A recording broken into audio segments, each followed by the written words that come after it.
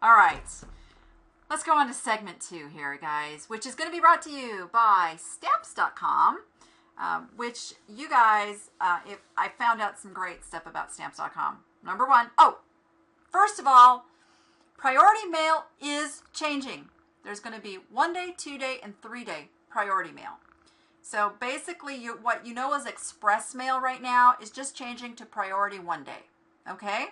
Then there's going to be priority 2-day, which some express falls into that anyway, and then priority 3-day, which is kind of the one that we all know. Boxes are not changing except for the express, okay? So no need to throw out all of your supplies and order any new boxes. Those are not changing. Postal person had it wrong, whoever told one of the people over on the group. So, no, it is not happening. Not happening. But there is going to be some big changes coming, and Stamps.com, you guys, has a great blog and white papers where they keep you all up to date on this stuff. And I'm going to tell you, watch that. That is the authority on shipping information because they know way ahead of the time. I'm telling you guys, they know long before we know what's going down because they get time to redo all of the calculations in the software. And little known fact, guys, anybody ever used the USPS.com click and ship? Anybody gone over there instead of doing something like on eBay? Yeah, guess who that's run by? That is all powered by Stamps.com. Just keep that in mind. That's who the post office goes to for their contract. That is Stamps.com, guys. So keep them as a backup. They also insure to Russia, Brazil, and some of those problem countries when you can't get third-party insurance anywhere else. You can get it on Stamps.com. So you can provide something a lot of sellers are not providing, and that is shipping to Russia and Brazil. Ooh, you guys hear I got fireworks going off outside. How fun. Yes, and their customer service is excellent. My mom just went through an experience with them. So with that, guys, now it's time for the week. That little pause there, that's for my little drum roll that if you go back and listen to this afterwards, the drum roll, I can't help it. It's in there. All right.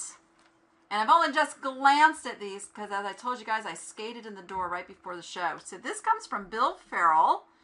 And you guys, this every week on Sundays, we run a thread, score of the week. These are only a sampling of what you'll find over there. Tons and tons of great scores. So give that a look. If you haven't, it'll motivate. It'll get you enthusiastic about the fact that the treasures and the high profit items are still out there. I love it. All right, Bill Farrell bought this vintage Filson pullover for $5 at Goodwill and said that it is a perfect example of aiming high with your prices. You guys know how I love that. He set his price at $150. $150. And let me give you that item number real quick. 1110974357779. He took a best offer of $116 plus shipping after less than a week. After less than a week. So, yay. Awesome sale. Awesome, awesome, awesome sale. Big profit. And guys, it's a pullover, long sleeves, wool in the summer. Just saying. Just saying. Good quality stuff. It doesn't matter what time of year it is. It's going to sell. It's going to sell. Way to go. All right. Here is our, ooh, wow. All right. Highest profit margin item of the week comes from Amy Alexander Kagi. She bought a collection of Estee Lauder solid perfume compacts for $5 each last week. Oh, what an incredible buy. Nice going, Amy. This is item number 3508. 13584968. I'll give you guys a minute to check that out. You guys seen what she got for just this $187.50. Estee Lauder solid perfumes are gold. I'm telling you, those things are so highly collected. Yeah, I had heard about this some time back from another email group I was on. Somebody did really well with these. And is Amy with us tonight? Amy, are you in the house? I'm just wondering how many of these you were able to buy at $5 a piece. Because you're going to make some money off of those for sure. That is awesome. Yay! All right, now here's one of April's funnies, because you know she writes these up for me. This is the score that the cat dragged in. This goes to Matt Tyler. He bought a vintage Garfield phone at a flea market for just $3. Very nice. And it sold for, well, let me give you the item number. Oh, Beth says that Amy has 2 more of those listed, so I'm sure those are going to sell for a good price too. All right, 1811-0925-7308. And he got $39.99 for something he paid $3 for, and he got shipping. No, it was free economy shipping. So let's even figure $10 shipping. Nice profit margin. Excellent profit margin. Yay, way to go, Matt. Garfield, you know, I haven't had great luck with Garfield. He's fallen a little bit out of favor. I don't know. He needs to get back out there somewhere. Oh, am I not there? I'm still here, guys. Some of you were saying, oh, where'd you go? I'm still here. I'm still here. I didn't go anywhere, guys.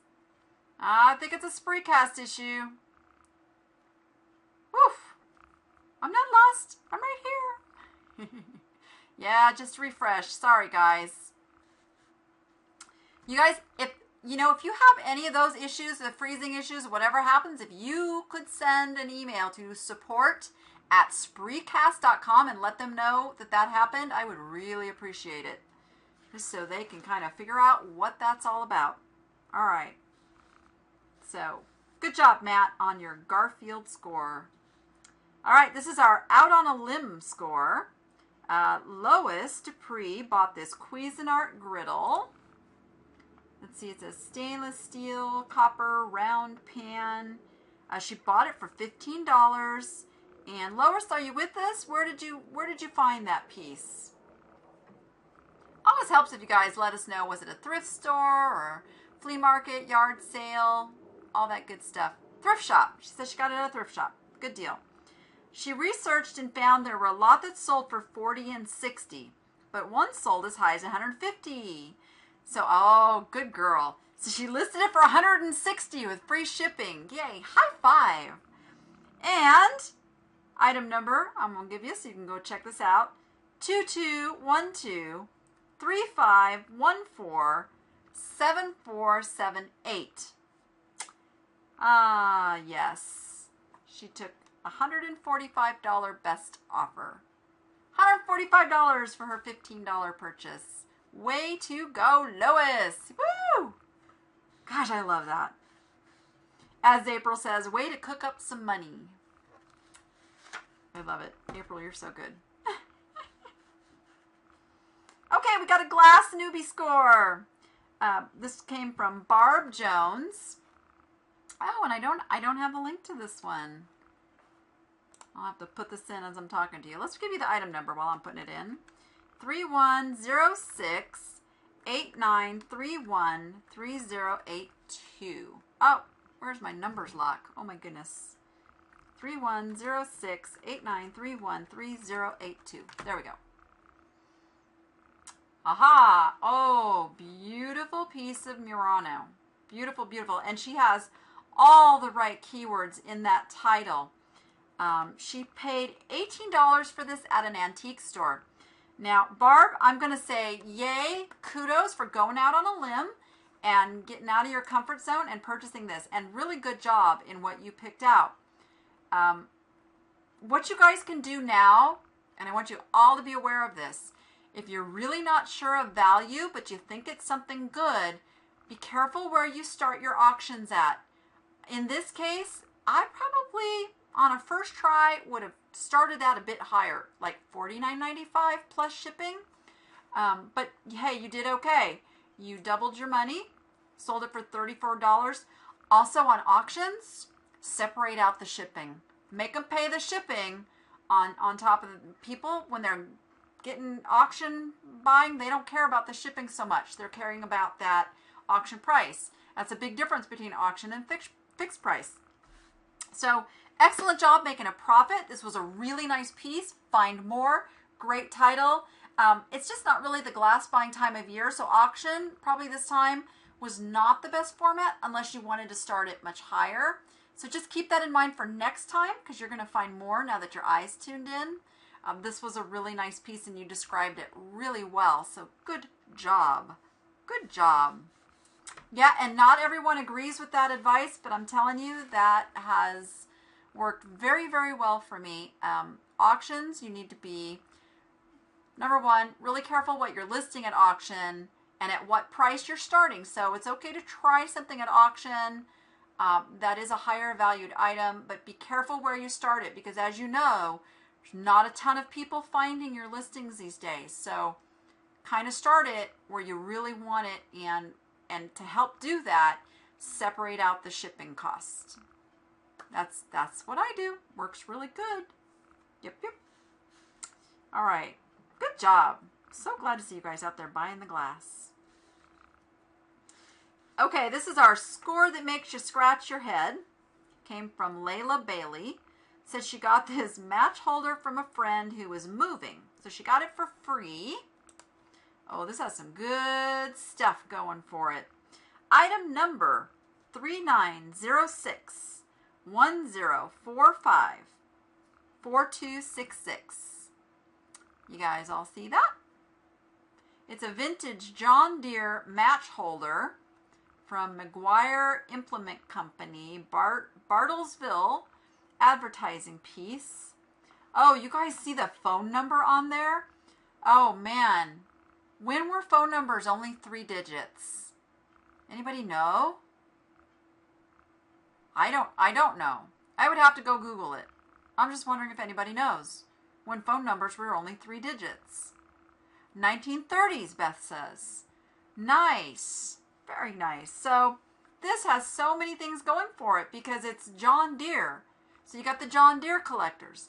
It's a match holder. You got the match holder collectors, and it's an advertising piece. So you got the advertising piece holder. This was a great product for auction, by the way, because you've got so many different people, collectors, looking for this same object. You can get that little bidding war going. And she sold it for $57.78. And again, could have separated out the shipping. Although, I mean, this doesn't cost that much to ship, so you're okay there. I mean, there's nothing wrong with including free shipping. I just don't want you guys to cheat yourself out of a little extra that you could be getting that way. It's just not as, when the mentality of somebody who's bidding on something is they're bidding on it because it's desirable. They can't find one that's fixed price with all the free shipping and all the bells and whistles that they want to buy. They want to buy yours. They're willing to pay shipping and they don't complain about it. And that actually came also from the buyer panel at the last eBay on Location. That's what they were saying. We expect to pay shipping with auctions. So I kind of go with that school of thought. I'm like, why not? Why not? So really good job there. Good job, Layla. Awesome scores. So always check out that thread, guys, because there are some very motivating, inspirational scores there. Shows you even in the slow time of year, things are still selling. Still selling. I can tell you, I've been really bad about working on my eBay store, and things are still selling. Because there's still shoppers out there, no matter what. Yep. Who let them cows out? Moo!